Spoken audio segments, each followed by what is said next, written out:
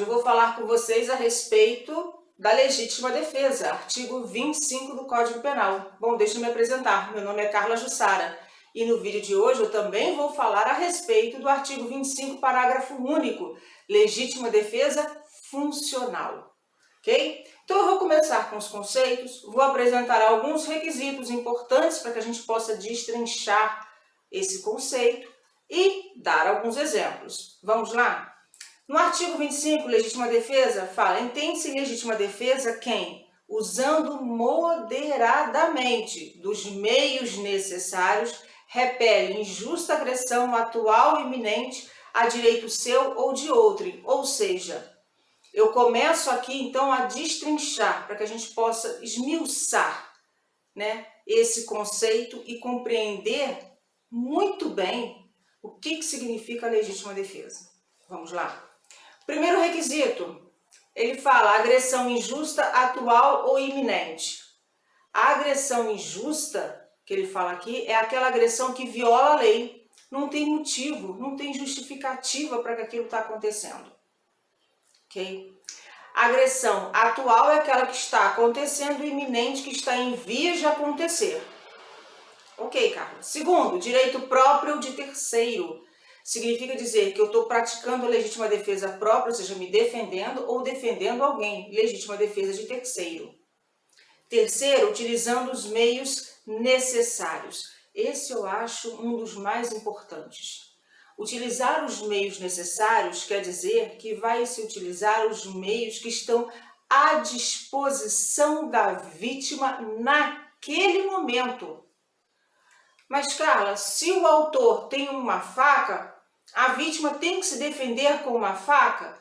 Não. A vítima vai se defender com os meios, com aquilo que ela tem naquele momento. Se ela tem naquele momento um pedaço de pau, ela vai se defender com um pedaço de pau.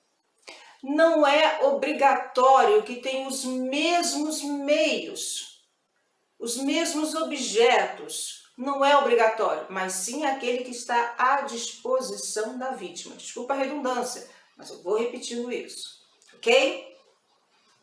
Quarto, que já tem, quinto, quando ele fala conhecendo a situação do fato justificante.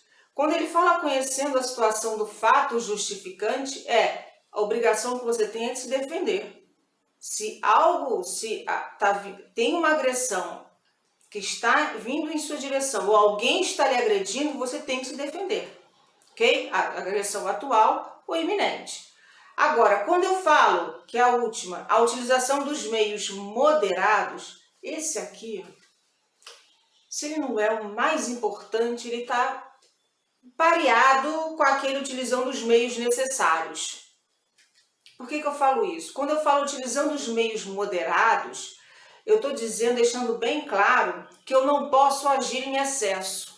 E aí a gente pode até perguntar assim, mas tudo bem, mas quando é que eu vou distinguir que a minha ação é somente legítima defesa ou eu pratiquei o excesso? Simples.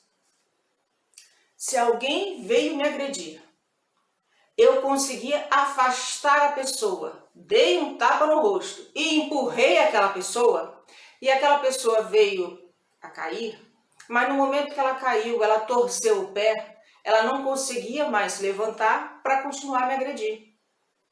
No momento que eu fiz isso, eu cessei a agressão, essa injusta agressão foi cessada, foi interrompida. Eu consegui interromper essa agressão, então eu paro de agir. Porque senão a pessoa está no chão, eu vou continuar batendo, vou continuar chutando, mas a pessoa não oferece mais nenhum risco para mim. Isso é o excesso. Quando a pessoa deixa de oferecer o risco a você, quando a pessoa não mais lhe agride, não consegue mais lhe agredir por qualquer motivo, você cessa a sua ação. Porque, caso contrário, você responde pelo excesso que vier a cometer. Ok? Quando eu falo do artigo 25, parágrafo único, que é a legítima defesa funcional, que diz assim: o agente de segurança pública que repele a agressão ou risco à agressão à vítima mantida refém durante a prática de crimes. Carla, o que é isso? Isso nada mais nada menos veio para proteger os nossos policiais, para que eles pudessem agir, né, protegendo a vítima. Mas só que o que a gente tem que deixar claro aqui é que para ele chegar ao ponto de atirar, é porque houve uma fase anterior que não obteve êxito. Fica mais fácil de vocês entenderem a partir do momento que a gente dá o exemplo. Vou dar o exemplo desse, que eu já estou falando, e depois eu volto para dar o exemplo da legítima defesa, do artigo 25.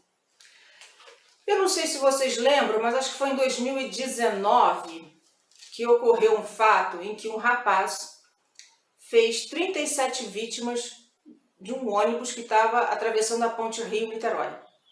Obviamente, a polícia foi chamada e isolou o local. E iniciou a fase de negociação. Foi negociar com esse rapaz de forma exaustiva. Ou seja, não foi uma negociação de 10 minutos, de 5 minutos. Foi negociação de horas e horas. Para quê? Para que pudesse exaurir o máximo que ele pudesse fazer ali, para que o autor do fato se entregasse e as vítimas pudessem sair ilesas.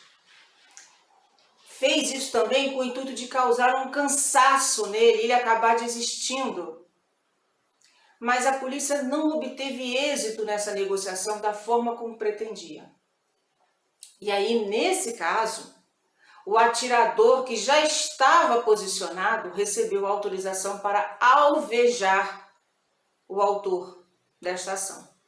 Por quê? Porque, como a negociação estava muito extensa, ele estava começando a colocar em risco as vítimas, porque ele tinha combustível e uma arma. Depois foi descobrir que a arma era de brinquedo, mas o combustível não era de brinquedo, né? Então ele acabou sendo alvejado e a polícia agiu com o intuito único e exclusivamente de proteger as vítimas daquele veículo. Quando eu falo do artigo 25 da legítima defesa, o exemplo que eu tenho foi um post que eu fiz no meu Instagram, que eu vou colocar meu Instagram aqui embaixo para que vocês possam acessar, que não ocorreu no Brasil, ocorreu na Colômbia, já vou dizendo logo. Mas, se a gente trouxer esta informação para o Brasil, como é que a gente aplicaria? E aqui eu não vou fazer juízo de valor, só vou explicar o fato e contar conforme a lei. O que aconteceu? Uma mulher saiu mais cedo do trabalho e ela estava chegando em casa e ao abrir a porta de casa ela ouviu gritos da filha de 5 anos. E ao adentrar o imóvel ela pegou em flagrante, ou seja, quando o ato estava acontecendo, o marido estuprando a filha de 5 anos. E o marido ainda convidou a mulher para que isso fosse feito a 3. A mulher, indignada, pegou um machado e deu 100 machadadas no homem. 100 é número, tá, gente? 100 machadadas naquele homem. E ela disse o seguinte: na primeira machadada que eu acertei ele cessou a atividade no qual ele estava praticando. E aí eu pergunto para vocês: ela utilizou dos meios moderados para proteger a filha, legítima defesa de terceiro. Ok. Mas foi moderado ou ela utilizou os meios necessários? Ok, vou até corrigir. Ela utilizou os meios necessários.